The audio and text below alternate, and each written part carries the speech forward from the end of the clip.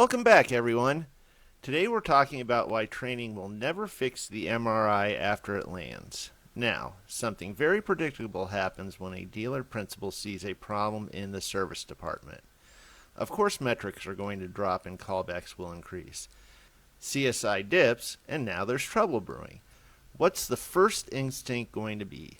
New service training course for all staff. Or better yet, send the team to a generic seminar. That'll sure help, right?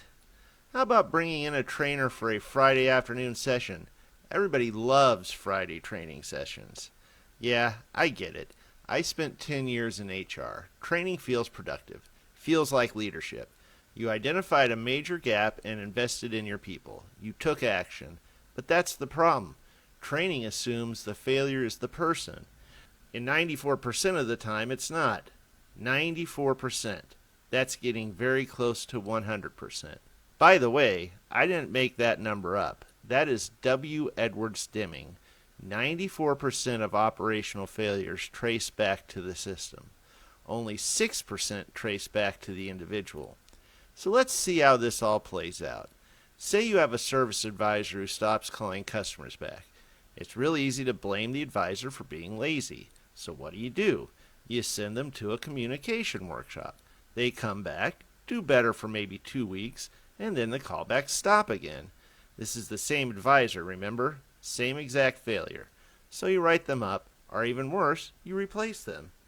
6 months later, and your new advisor is doing the exact same thing. So ask yourself, was it really the person, or was it the broken DMS that had no callback trigger, no task reminder, no accountability loop, and no way for the manager to see the gap before the customer felt it? You will never out-train a bottleneck. You can try. Please feel free to. But if the architecture does not support the behavior you want, training will just teach people to feel terrible about failing inside a system that was designed to make them fail. I've seen this pattern at a couple of service departments I observed. Good people trying their best, strong people with solid work ethic. They have genuine care for the customer. You can see it in their eyes. And then the system underneath them drops the ball at some point, the same way, every single time. The people may change, but the failure sure doesn't. There is your proof. That is how you know it is the system.